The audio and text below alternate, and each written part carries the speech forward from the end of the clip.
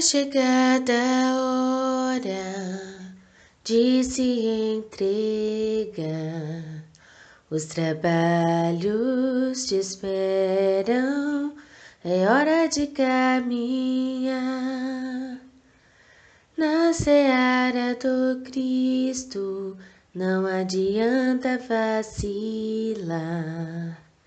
Pois quem se apaixona é difícil renunciar. Vamos nos entregar como Cristo fez, com amor e olhar sereno. Chegou a nossa vez. Ele nos preparou e condições Ele provê. Não se importa, renova a vida de quem não o tem. É chegada a hora de se entregar. Os trabalhos te esperam, é hora de caminhar. Na seara do Cristo, não adianta vacilar. Pois quem se apaixona é difícil renunciar. Vamos nos entregar como Cristo fez, com amor e olhar sereno. Chegou a nossa vez. Ele nos preparou e condições Ele provê. Não se importa, renova a vida de quem não o tem. Não se importa, renova a vida de quem não o tem.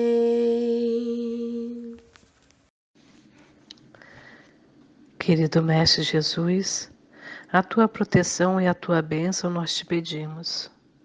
E também, Senhor, somos imensamente gratos por tudo que o Senhor tem feito por nós. Estendemos, Senhor, nosso agradecimento a toda a equipe espiritual que com tanto amor, tanto carinho, vem até a nós para nos ajudar, para nos aconselhar, para evitar com que passemos por momentos difíceis desnecessariamente, livrando-nos, Senhor, do mal. Querido Mestre Jesus, muito obrigada por tudo, Senhor. Que a tua luz e o teu amor, Jesus, possa alcançar todos os nossos irmãos, onde quer que eles estejam. Que eles possam sentir a tua presença, o teu amor, o teu carinho, a tua proteção na vida de cada um deles. Queremos agradecer, Senhor, por podermos nos reunirmos em teu santo nome, participarmos, Senhor, dos estudos que têm acontecido online, pois é necessário no momento que estamos passando. Sabemos, Senhor, que tudo que nós estamos passando devido a esse teste do vírus, sabemos que está sob o seu comando, Jesus. Que a gente possa ter calma, que a gente possa acreditar, Senhor, que todos nós estamos sendo guardados. E tudo, Senhor, que vier a acontecer é porque tem que acontecer, Jesus. E obrigada, Senhor, mais uma vez, obrigada por tudo. Que o Senhor possa estar sempre em nosso coração, em nosso pensamento. Que nós possamos, com as nossas atitudes, Senhor, com os nossos atos, praticar, Senhor, procurando sempre seguir os vossos exemplos, os vossos ensinamentos. Sabemos que ainda temos muitas imperfeições para ser deixado de lado, para eliminar, mas estamos buscando, Senhor, com certeza. Estamos buscando nos melhorar, estamos buscando dias melhores.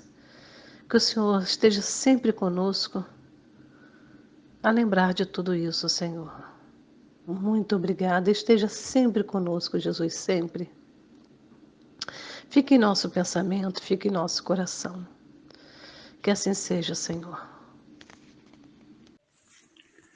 Boa noite, meus irmãos. A nossa leitura dessa noite está em Marcos, capítulo 7, versículo 18 ao 23. Respondeu-lhes: Sois também vós assim ignorantes? Não compreendeis que tudo que de fora entra no homem não pode tornar impuro, porque não lhe entra no coração, mas vai ao ventre e dali segue sua lei natural? Assim, ele declarava puros todos os alimentos e acrescentava: Ora, o que sai do homem, isso é que mancha o homem, porque é do interior do coração dos homens que procedem os maus pensamentos, devassidões, roubos, assassinatos, adultérios, cobiças, perversidades, fraudes, desonestidade, inveja, difamação, orgulho e insensatez. Todos esses vícios procedem de dentro e tornam impuro o homem. Que assim seja. Muito bem direcionado o versículo, também a oração da nossa irmã Marinês, com a assessoria aí dos nossos irmãos espirituais. E a gente pode perceber que eles se conversam, né? Mais uma vez, eles se conversam, porque a oração nos falou de humildade, quando nós temos certeza que existe um superior a nós, que existe um Pai que cuida, que nos acompanha, que nos direciona. Isso é ser humilde, é ter fé. Falou de calma, precisamos ter calma, ter serenidade para passarmos pelas adversidades do dia a dia, as adversidades da vida. E o versículo nos falou, né, que só o que sai do nosso coração é que nos torna impuros. Só aquilo que nós permitimos que entre, que chegue até o nosso coração, que nos torna impuros. Então, precisamos cuidar de nosso coração, porque é de lá que vem todo o bem e todo o mal. Para mantermos um coração puro, precisamos cuidar, precisamos vigiar, precisamos filtrar o que é que nós vamos absorver para nós, o que é que nós vamos desenvolver em nós, o que é que nós vamos deixar que crie raízes em nós. Né? O capítulo de hoje é o capítulo 8. Vamos dar continuidade aí no item 12. Vamos falar dos bem-aventurados, os que têm puro coração. Antes de iniciarmos propriamente a leitura do capítulo, eu vou dar uma retomada para a gente seguir a mesma linha de raciocínio, né? Nós estamos falando das bem-aventuranças, e as bem-aventuranças são a receita de vida. É aquilo que Jesus nos deixou como passo a passo de vida, digamos assim. Precisamos ser humildes, precisamos ser mansos, precisamos ter o coração puro, precisamos ser misericordiosos, precisamos tirar de nós tudo aquilo que possa vir a nos atrapalhar o crescimento. Então, ele diz que bem-aventurados os que têm puro o coração. Jesus nos mostra que o processo de crescimento e amadurecimento espiritual é essencialmente interior e depende de cada um de nós. Depende do que nós vamos escolher para nós. Depende da nossa vigilância. Né? Depende da nossa vontade própria.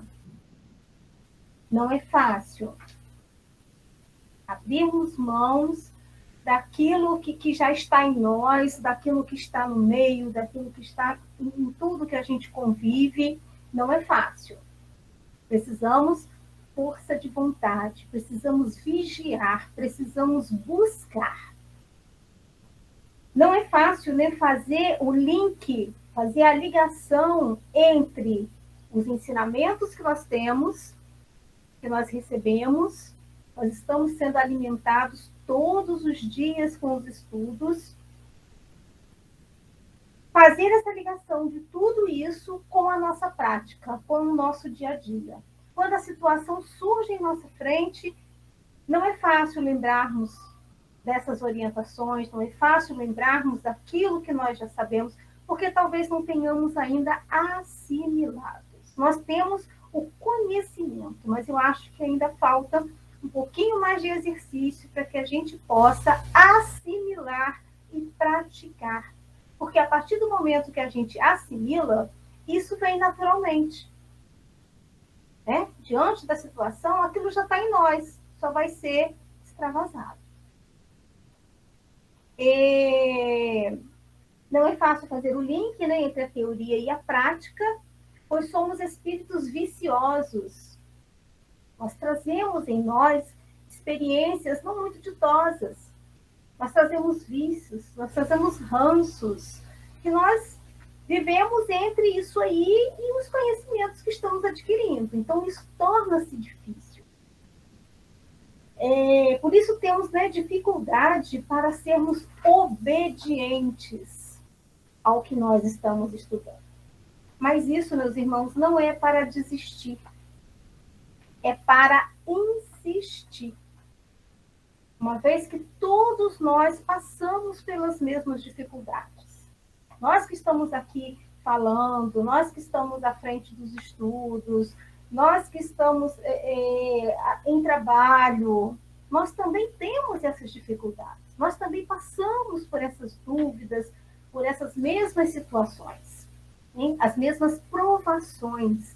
Nós estamos em aprendizado. Já foi falado que o planeta Terra ele é um planeta escola. Nós estamos aprendendo, nós estamos praticando, para que isso um dia chegue a ser internalizado por nós.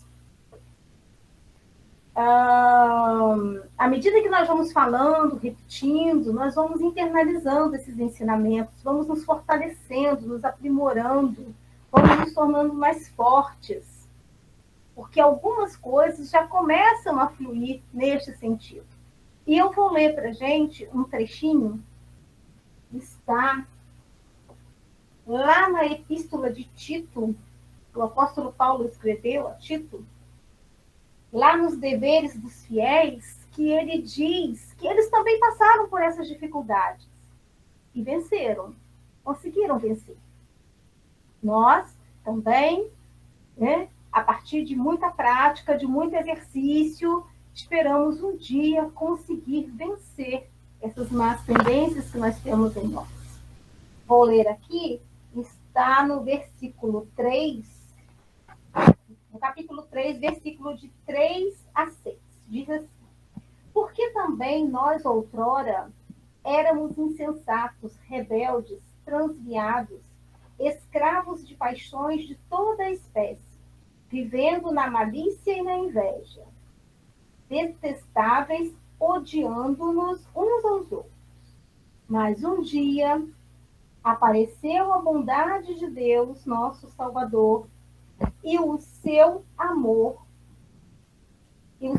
para com os homens, e não por causa de obras de justiça que tivéssemos praticado, mas unicamente em virtude de sua misericórdia, ele nos salvou mediante o batismo da regeneração e renovação pelo Espírito Santo, que nos foi concedido em profusão por meio de Cristo, nosso Salvador, para que a justificação obtida por sua graça nos torne em esperança herdeiros da vida eterna.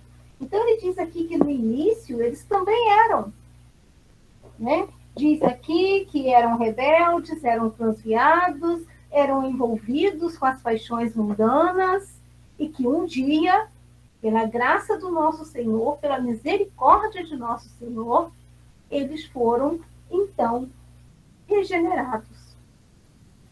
Então, nós estamos nesse caminho. Nós estamos passando pelas nossas dificuldades. Nós ainda temos esses vícios todos. né? Vícios da maledicência, das paixões mundanas, do egoísmo. E estamos buscando essa misericórdia do nosso Senhor Jesus, para que possamos, então, sermos regenerados. Por isso eu disse que não é motivo para desistir, é motivo para insistir. Lembrarmos que as coisas, os acontecimentos, eles ficam para trás. O que passou, passou. Aquilo que doeu, que machucou, também passou. Compreendermos a situação, perdoar e seguir. Nunca desistir. São os estágios, né, que eu digo assim, que nós vamos vivenciando. Primeiro, a gente está em contato com a doutrina, está em contato com o estudo, mas a gente ainda pensa e ainda se satisfaz com o mal. Esse é o primeiro estágio. Nesse estágio ainda não há nenhum progresso. Nós ainda, como eu posso dizer, compartilhamos de ideias, de sentimentos, de ações ainda bem presentes no mal. Depois vem um outro estágio, que é aquele estágio em que o pensamento chega, mas a gente logo identifica e o rejeita. Não, isso não é assim, eu não posso pensar assim. Se fosse Jesus que fosse analisar essa situação, seria de uma outra forma. Vamos considerar o processo de reencarnação, vamos considerar a imperfeição que está em todos nós, e nós vamos tomar um outro direcionamento. Nesse estágio, o progresso já existe. E esse estágio, eu digo que é uma escala muito, muito ampla. Porque tem aquele do início, tem outros que já estão um pouco mais aperfeiçoados, e um pouco mais, até que chegamos a um estágio em que o mal não nos acessa mais. Não conseguimos nos conectar com o mal mais. Né? É o estágio em que se encontram os espíritos puros. Os apóstolos, aqueles que eu acabei de ler ali, que também eram assim, iguais a nós, e que conseguiram ultrapassar esse estágio, chegar num outro patamar espiritual, digamos assim, outro patamar de evolução. Devemos pensar que o mal, quando ele nos visita, ele é uma oportunidade para crescimento. À medida que a gente identifica e que a gente rejeita, a gente está transformando esse mal que chegou até nós em algo edificante, para nós mesmos e para os outros que estão à nossa volta. Fiz também 3 considerações do capítulo, do item 1 até o 11. Foi falado da verdadeira pureza, que não basta a aparência da pureza, é preciso que seja puro realmente, profundamente, é o que eu acabei de falar, da pureza internalizada, aquilo que está em nós, né? Essa seria a verdadeira pureza, a humildade, a serenidade, os pensamentos, os sentimentos. Falou também da reencarnação como oportunidade de lapidação, de burilamento espiritual. Foi aí que falou do esquecimento que antecede a reencarnação. Foi aí que falou da importância da evangelização para as crianças. Por quê? Porque quando o espírito reencarna, quando ele chega aqui à Terra, ele está envolvido sob esse esquecimento. Então, esse espírito, ele é de fácil acesso. Aquilo que nós fornecermos, ele vai aproveitar. As orientações que forem passadas, ele vai assimilar. É mais fácil de chegarmos, é mais fácil de cuidarmos, é mais fácil de ter acesso para preparar, então, o caráter desse espírito, né? Trabalhando a sua evolução espiritual. fala aí da responsabilidade dos pais nesse momento, né? De cuidar, de orientar, principalmente dentro da religião, dentro da religiosidade, seguindo os ensinamentos do Evangelho do nosso Senhor Jesus, porque é isso que forma o caráter. Eu vou ler um trechinho. O nosso irmão Ademir leu para a gente, passou para a gente, no Livro dos Espíritos, quando ele fez o estudo do capítulo 7, do livro 2, que fala do retorno à vida corporal. Diz assim: a infância tem ainda uma outra utilidade. Os espíritos não entram na vida corporal senão para se aperfeiçoar e melhorar. A fraqueza da pouca idade os torna flexíveis, acessíveis aos conselhos da experiência e daqueles que os devem fazer progredir. E quando se pode reformar quando se pode reformar o seu caráter e reprimir-lhes as más inclinações. Tal é o dever que Deus confiou aos pais, missão sagrada pela qual deverão responder. Por isso, a infância não é somente útil, necessária, indispensável, mas é ainda ela a consequência natural das leis que Deus estabeleceu que regem o universo. Então, a infância, ela é providencial. Ela faz parte do projeto divino, né? Porque sabemos que é nesse espaço de tempo de infância, caracterizado pela infância, pela fragilidade do corpo e pela fragilidade espiritual daquele momento, lembrando que ele está sob o véu do esquecimento, é aproveitando essa fragilidade que vai se construir as bases para um cidadão de bem. É através desse processo que se dá a oportunidade de crescimento, de aperfeiçoamento para esse espírito. E assinalei também, então, a verdadeira pureza, a reencarnação como oportunidade de lapidação, e também falamos sobre os escândalos.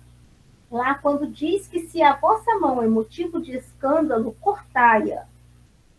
Quer dizer, né, não necessariamente cortar, amputar a sua mão, mas extirpar tudo o que leva o homem à queda moral. E aí foi falado da questão dos olhos. Se são os olhos que estão te fazendo cair, estão comprometendo a sua caminhada, né? Que feche-se os olhos. Fechando os olhos, nós não vamos ver tantas coisas que nos levam imediatamente a um pensamento e a um julgamento. Olhou, viu, pensou, julgou. As mãos, porque as mãos, elas nos levam a más ações. Caracteriza esse processo de más ações. E a língua, a fala, porque é através da fala que nós blasfemamos, que nós julgamos. Então, a educação dos nossos órgãos, dos nossos sentidos, para que possamos evoluir espiritualmente. Falamos também da questão de não expor o erro do outro, a falha do outro, até porque aqui não tem ninguém assim pronto para fazer esse julgamento, não tem ninguém que esteja em um patamar muito diferente. Às vezes nós não cometemos mais aquele erro que aquele irmão cometeu naquele momento, mas nós cometemos outros. E também já cometemos aquele em outras épocas. Então nós não estamos aqui para julgar, nós estamos aqui para sermos julgados. Falamos da questão de não ridicularizar o outro, não expor, né, a fraqueza do outro, digamos assim, que é o que causa a ridicularização social, a exposição daquela pessoa diante da sociedade.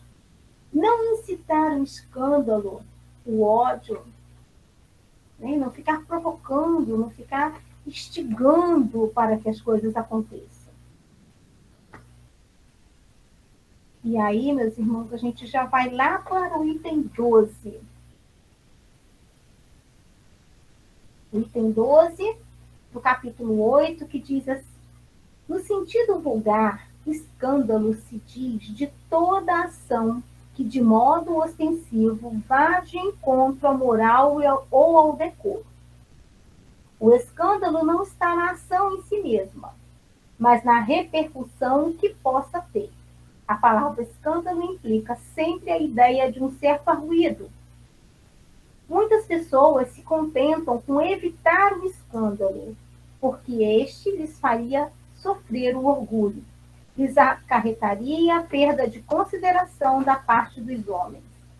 Desde que suas torpezas fiquem ignoradas, é quanto basta para que lhes conserve em repouso a consciência.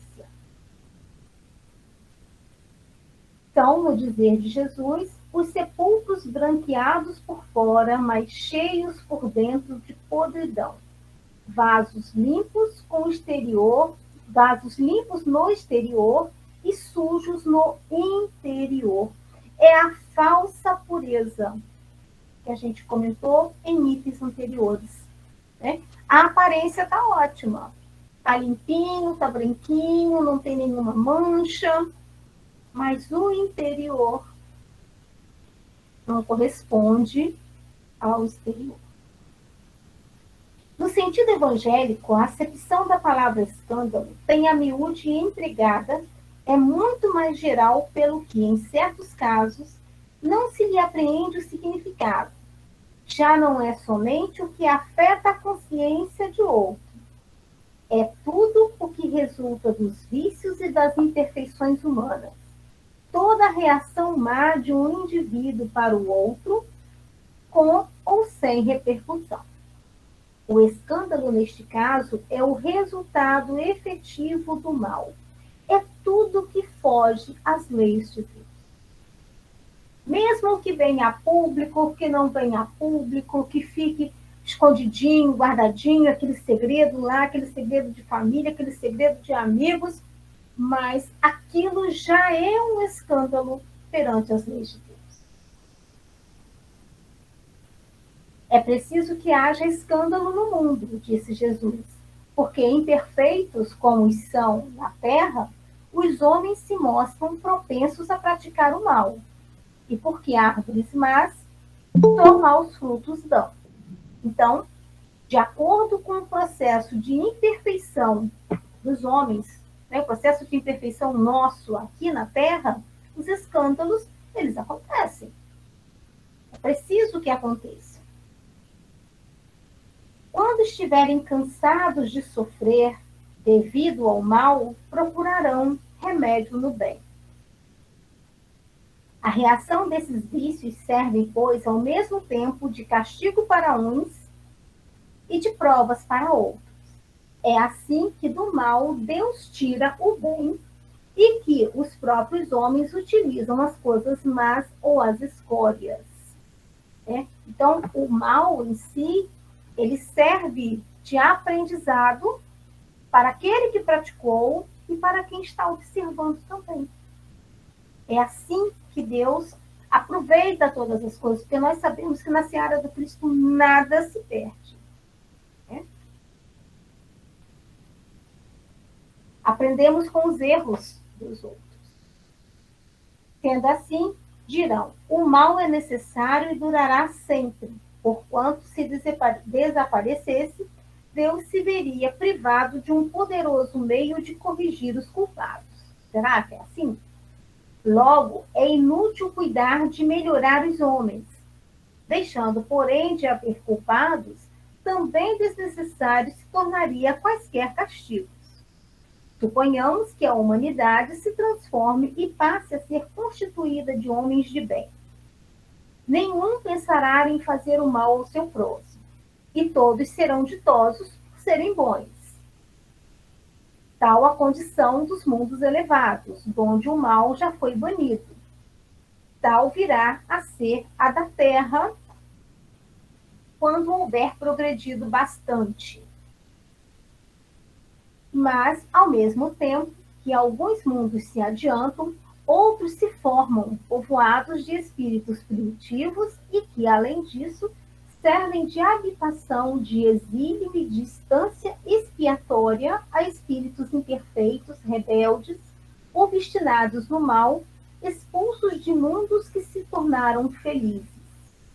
Bom, nós sabemos que nós estamos passando aí pelo processo da regeneração e que tudo vai se elevar, tudo vai regenerar. A natureza, os animais, minerais, os humanos, tudo vai se regenerar. Tudo. Então, o planeta ele vai passar dessa condição de planeta de provas e expiações para um planeta regenerado. A vibração será outra. O mal ele já será numa escala bem menor até ser extinguido deste planeta, deste futuro planeta que nós estamos aguardando ansiosamente. E isso já aconteceu em outros tempos. É o caso de Capela com a Terra. Quando Capela evoluiu, aqueles nossos irmãos que não conseguiram acompanhar a evolução, eles foram enviados para outros planetas, inclusive para a Terra. E como nada se perde, foram aproveitados para aqui começar a edificar a civilização humana. Então, estamos aí prontos não, né? Mais ansiosos, esperando esse momento em que o mal será expulso de mundos que já se tornaram felizes, certamente serão também expulsos aqui do planeta Terra.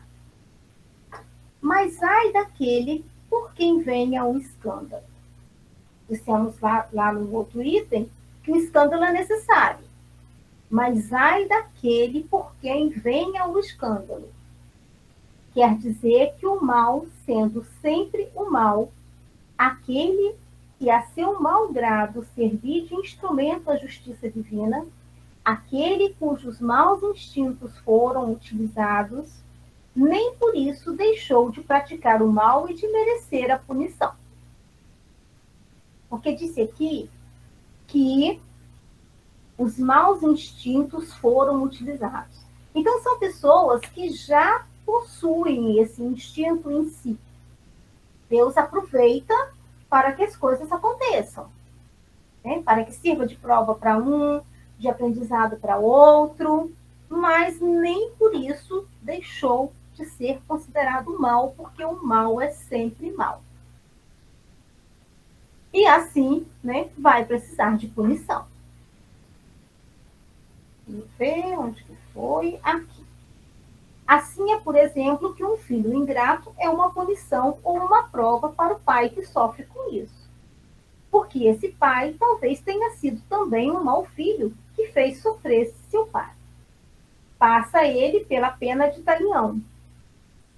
Mas essa circunstância não pode servir de escusa ao filho, que a seu turno terá de ser castigado em seus próprios filhos ou de outra maneira.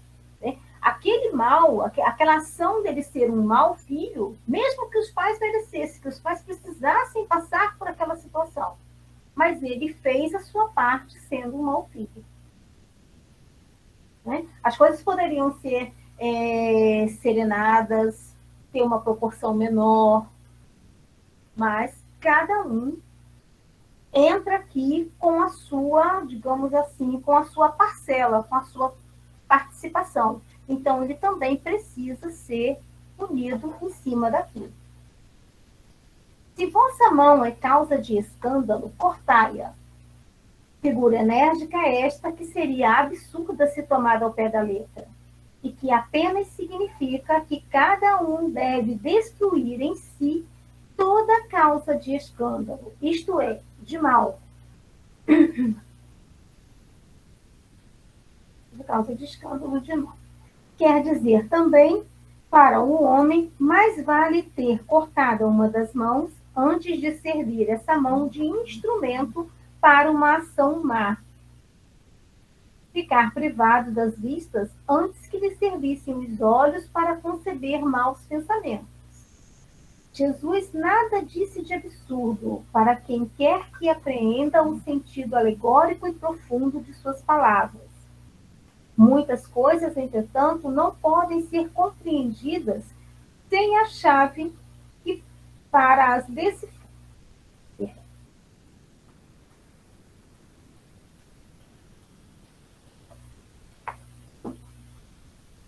Jesus nada disse de absurdo para quem quer que apreenda o sentido alegórico e profundo de suas palavras. Muitas coisas, entretanto, não podem ser compreendidas sem a chave que para as decifrar o Espiritismo faculta. Sabemos que o Espiritismo veio para esclarecer os ensinamentos de Jesus. Aquelas parábolas, aquelas coisas que até então a gente não conseguia compreender. Olha, foi dito aqui acima que se a vossa mão é causa de escândalo, cortai-a. Se nós não tivéssemos o esclarecimento à luz da doutrina espírita desta passagem, já teria muita gente sem luz por aí. Certo?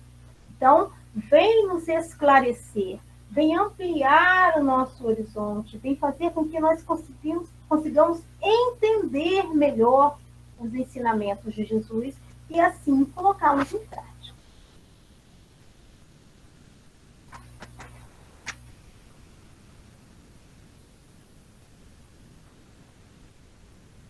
Instruções dos Espíritos. A primeira delas é de João Evangelista, que diz assim: deixai que venham a minhas criancinhas. E aí a gente já pode começar a pensar em duas linhas, em dois raciocínios, dois focos. A criança de idade cronológica, da infância, do período da infância, e a criança espiritual. Aqueles que ainda não estão amadurecidos espiritualmente. E aí a gente vai começar a leitura para a gente ir identificando de quem, né, está sendo falado. Quem são essas criancinhas que Jesus disse: deixai que venham a mim as criancinhas. Disse o Cristo: deixai que venham a mim as criancinhas. Profundas em sua simplicidade, essas palavras não continham um simples chamamento dirigido às crianças. As crianças no período da infância, crianças da idade cronológica, mas também o das almas que gravitam nas regiões inferiores, onde o infortúnio desconhece a esperança. E aí nós estamos falando das crianças espirituais. Então, quando Jesus fala, deixai que venham a mim as criancinhas, ele está tomando as crianças, período da infância, com uma simbologia de pureza, lembrando que elas estão sob o véu do esquecimento. Então, ele pega as crianças nessa condição para exemplificar, de um modo geral, a todos os homens. Principalmente aqueles que ele diz aqui como que desconhecem, né, a esperança, que estão em regiões inferiores, aqueles menos desenvolvidos espiritualmente ainda. Jesus chamava a si a infância intelectual da criatura formada, os fracos, os escravizados e os viciosos. Ele nada podia ensinar à infância física, presa à matéria, submetida ao jugo do instinto, ainda não incluída na categoria superior da razão e da vontade que se exerce em torno dela e por ela.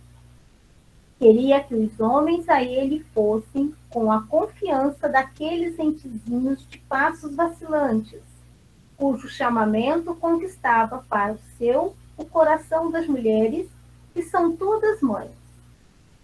Submetida assim as almas à sua tenda e misericórdia e misteriosa autoridade. Submetida assim as almas à sua terna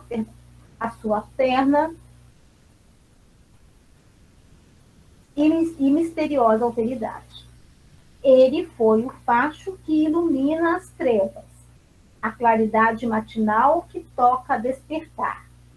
Foi o iniciador do Espiritismo que, a seu turno, atrairá para ele não as criancinhas, mas os homens de boa vontade. Está empenhada a ação viril. Já não se trata de crer instintivamente, nem de obedecer maquinalmente. É preciso que o homem siga a lei inteligente que se lhe revela na sua universalidade. Aí ele encerra, né, falando para conosco. Meus bem-amados, são chegados os tempos em que, explicados os erros, se tornarão verdade. Ensinar-vos-emos o sentido exato das parábolas e vos mostraremos a forte correlação que existe entre o que foi e o que é. Digo-vos em verdade, a manifestação espírita avulta no horizonte, e aqui está o seu enviado, que vai resplandecer como o sol no cume dos montes. E aí, eu me lembro do nosso hino inicial, né, o chamado. É chegada a hora. É chegada a hora, vamos nos entregar, vamos abrir os nossos sentimentos, né? Entregar o nosso coração para que possamos avançar um pouquinho. Como foi dito, né, também, que ele não se importa, ele renova a vida de quem não o tem. Mais uma vez, a gente volta lá naquele início que diz que se temos dificuldades, não é para desistir, é para insistir. Jesus não se importa com a vida que nós levamos.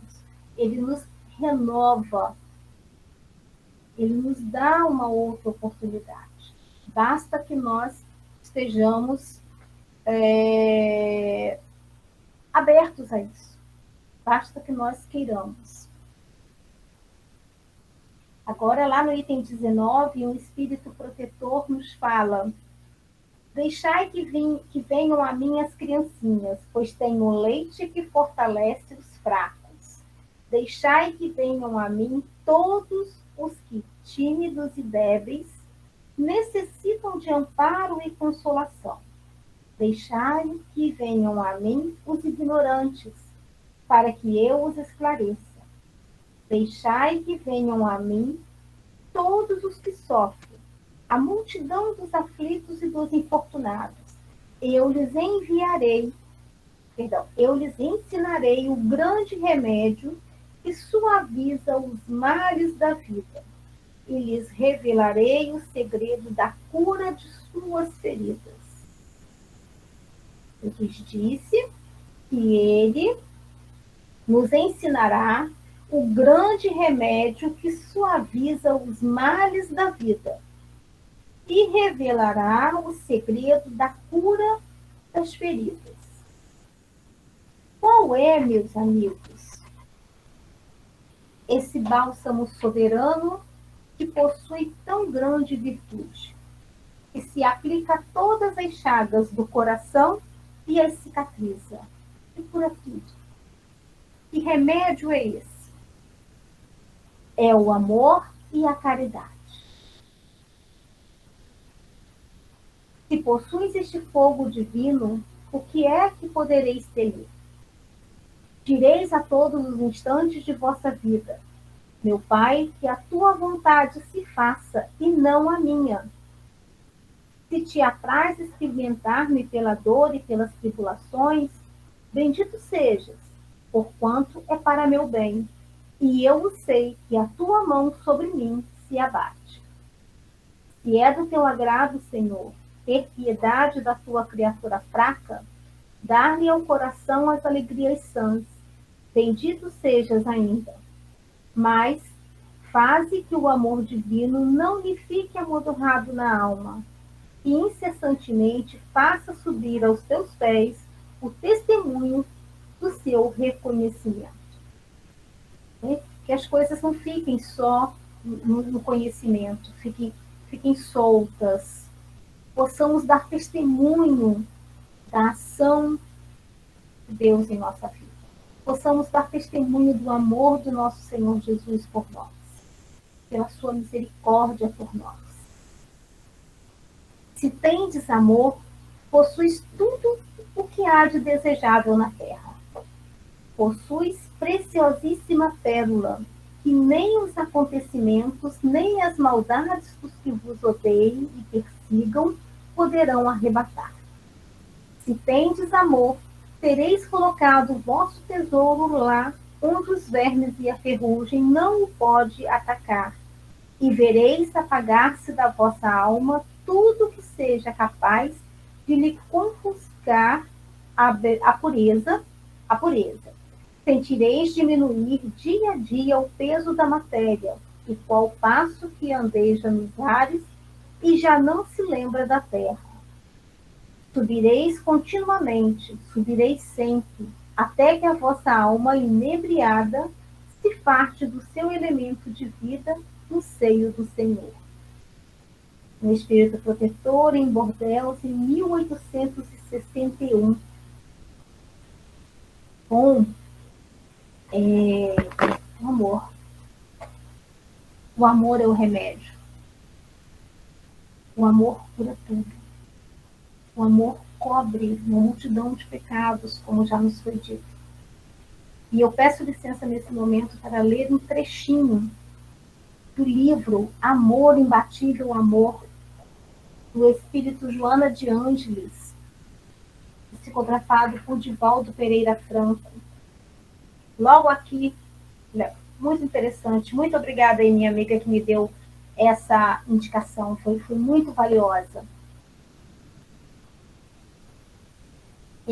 Logo no capítulo 1, logo no início, Amor, Imbatível Amor, nos diz assim: o amor é a substância criadora e mantenedora do universo, constituído por essência divina. É um tesouro que quanto mais se divide, mais se multiplica e se enriquece à medida que se reparte. Mas se agiganta na razão que mais se doa. Fixa-se com mais poder quanto mais se irradia. Nunca perece, porque não se entibia,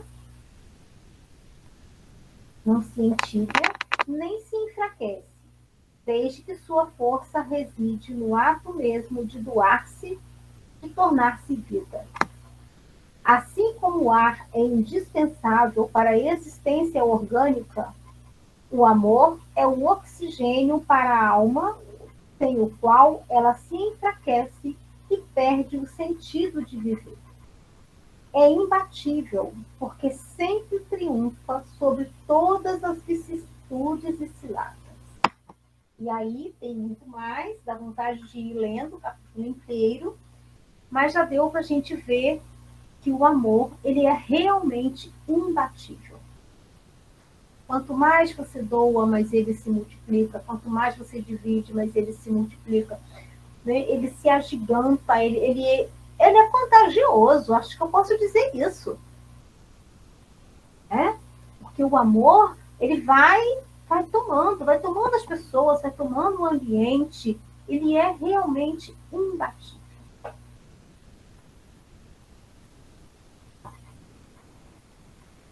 Continuando aqui, bem-aventurados os que têm olhos, os que têm fechado os olhos.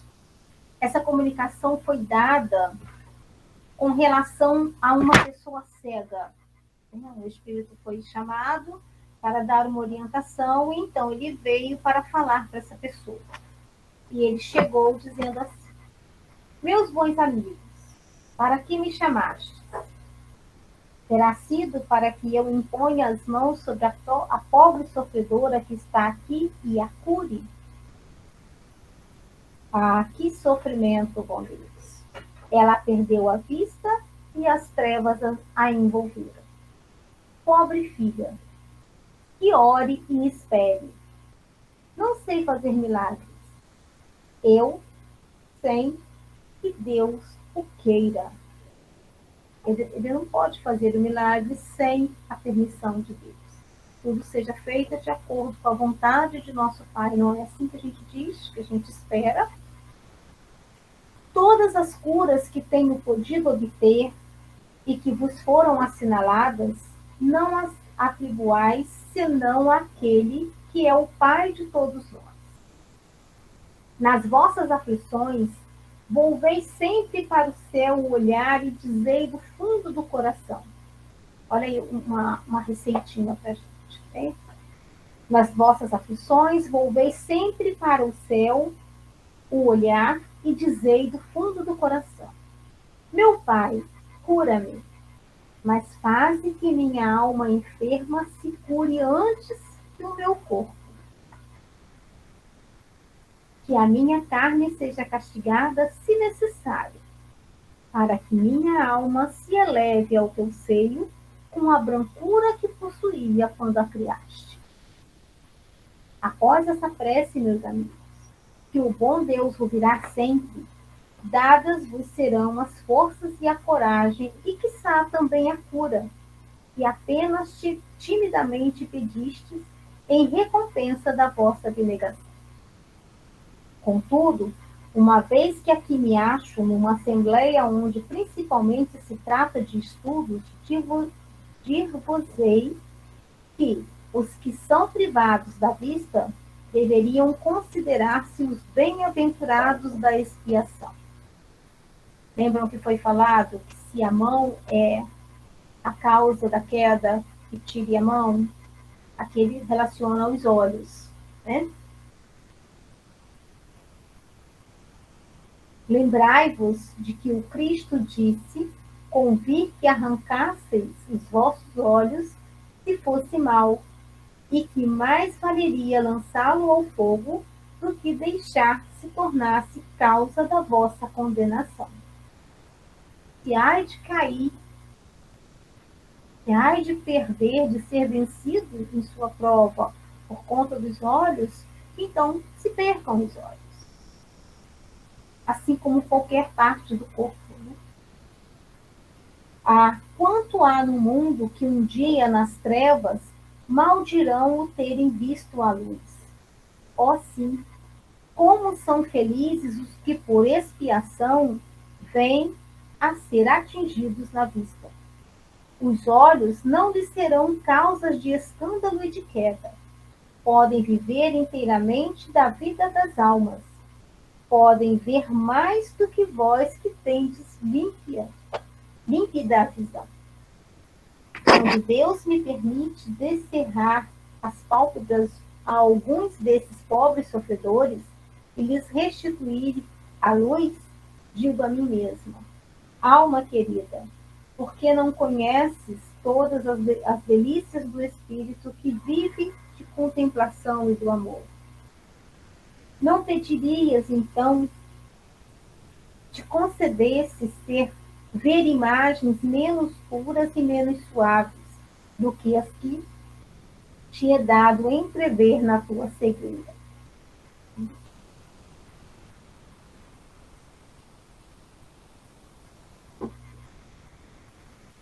Então, né, se tivesse se pudesse contemplar as visões do Espírito, tivesse essa consciência, talvez não pedisse para ver a luz exterior, porque o risco é muito maior. Fomos colocados à prova em tudo aquilo que vemos.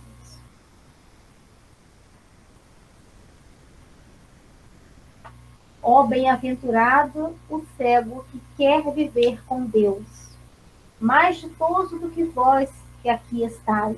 Ele sente a felicidade, toca, vê as almas e pode alçar-se com elas às esferas espirituais que nem mesmo os predestinados da terra logram divisar. Abertos os olhos, estão sempre prontos a causar a falência da alma. Fechados, estão prontos sempre ao contrário, a fazê-la subir para Deus. Crede-me, bons e caros amigos, a cegueira dos olhos é muitas vezes a verdadeira luz do coração, ao passo que a vista é, com frequência, o anjo tenebroso que conduz à morte. Agora, algumas palavras dirigidas a ti, minha pobre sofredora. Primeiro ele estava falando a todos, agora ele vai voltar a falar realmente com aquela para que ele foi chamado. Espera e tem ânimo. Se eu te dissesse, minha filha, teus olhos vão abrir-se, quão jubilosa te sentirias. Mas, quem sabe se esse júbilo não ocasionaria tua perda? Confia no bom Deus, que fez a ventura e permite a tristeza. Farei tudo o que me for concedido a teu favor.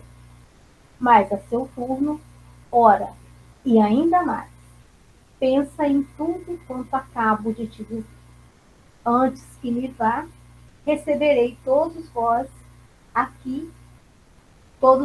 que aqui vos achais reunido a minha bênção. E aí ele se despede. Então, ele diz, né, que se for o caso de você ter a visão, ter a fala perfeita, ter os seus órgãos todos perfeitos, e você ser colocado em uma prova e você não conseguir vencê-la, aquele membro, aquela parte do seu corpo ser um instrumento para que você venha a cair, e olha que isso muitas vezes acontece por encarnações seguidas, né? Ele vem passar por aquela prova e ele não consegue, e ele volta e ele não consegue, e ele não consegue.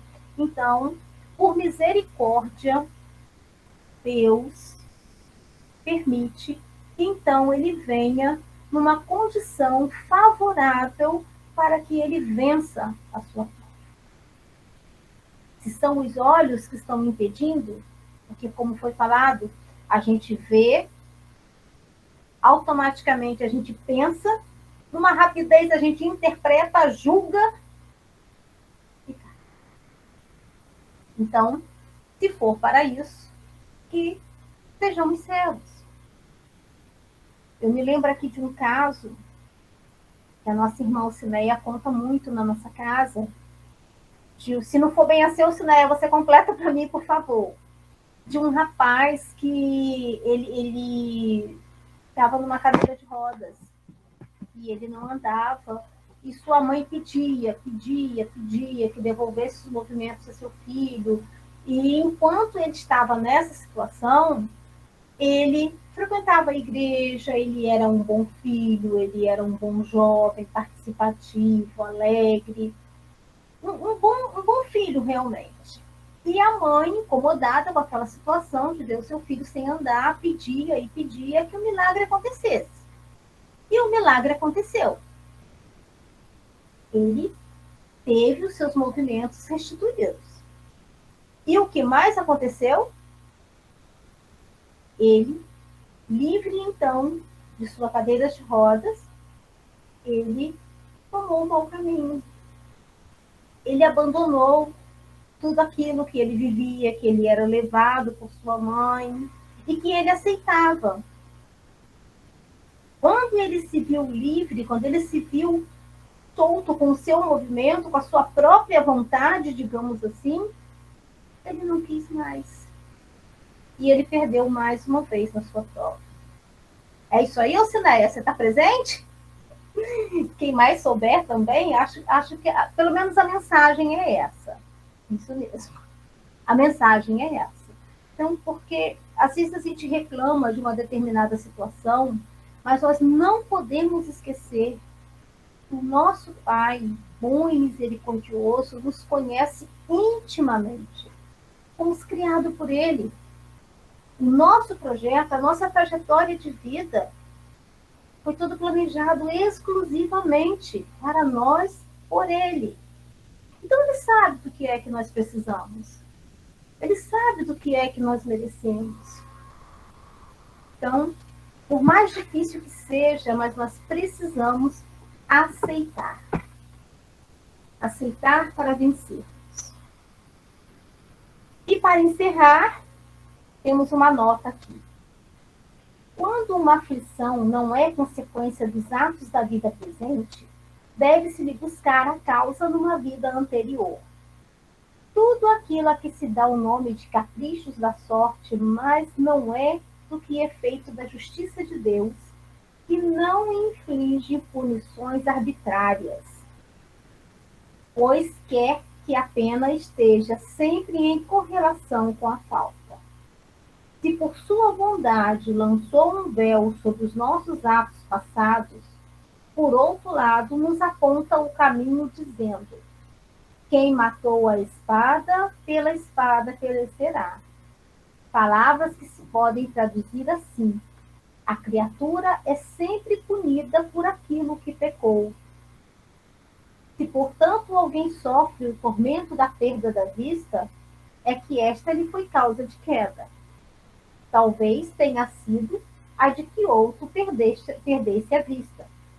De alguém que haja perdido a vista em consequência do excesso de trabalho que aquele lhe impôs, ou de maus tratos, de falta de cuidados e etc. Neste caso, passa ele pena de talião, né? Quem com ferro fere, com ferro será ferido. Quem matou pela espada também perecerá. É possível que ele próprio, tomado de arrependimento, haja escolhido essa expiação. Né? Isso antes de reencarnar, tá, gente? Enquanto estava sendo elaborado o seu planejamento de vida, seu plano reencarnatório. Muitas vezes, dependendo das condições do espírito, ele pode participar desse planejamento e muitas vezes escolhe aquela prova achando que vai vencer, que vai conseguir, na esperança de conseguir, o que muitas vezes não se concretiza quando aqui chegamos. Então, é possível que ele próprio, tomado de arrependimento, haja escolhido essa expiação, aplicando a si estas palavras de Jesus: se o teu olho for motivo de escândalo, arranca. E assim, meus irmãos, terminamos mais um capítulo, mais fortalecidos, considerando que devemos nos vigiar, devemos cuidar do nosso coração, da nossa mente, dos nossos pensamentos, dos nossos sentimentos. E nós vimos que os pensamentos têm um peso também em tudo isso. Muitas vezes você não pratica, você não externaliza, mas você está pensando, você está desejando que aquilo aconteça. Nós vimos ontem, no estudo do livro Entre a Terra e o Céu, o caso da madrasta, que indiretamente desejava a morte do seu enteado. E então, essa morte aconteceu. E ela está ali, envolta com seus sentimentos, devido aos seus pensamentos, devido à sintonia em que ela vibrava em torno desses pensamentos, desse desejo que ela tinha. Ela não praticou a ação, ela não matou a criança. Mas é a Zulmira, isso mesmo, né? A Zulmira, ela é a madrasta. E ela é incumbida de cuidar dessa criança. O desejo dela se livrar da criança era tão grande que acabou acontecendo. Então, os pensamentos também têm seu peso, também espiamos pelos nossos pensamentos, certo? Mais algum comentário? Já deu a nossa hora. Que possamos, Senhor, processar tudo isso em nossos pensamentos, em nossa mente. Possamos estar prontos, pelo menos tentando, buscando. Isso mesmo, Alcidaia, pensamento é força. Já que pensamento é força, vamos pensar no bem. Vamos pensar nos ensinamentos que nós estamos recebendo. Estão sendo rememorados em nossa mente, em nossa consciência. E possamos estar aptos a colocar isso em prática. Passamos a vacilar menos. Que assim seja, Senhor.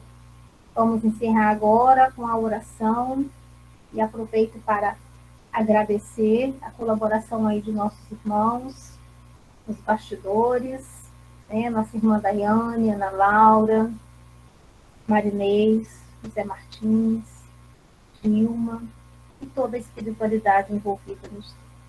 Muito obrigada. Uma boa noite a todos. O amor é uma palavra que sempre chama atenção, mesmo que a gente não queira.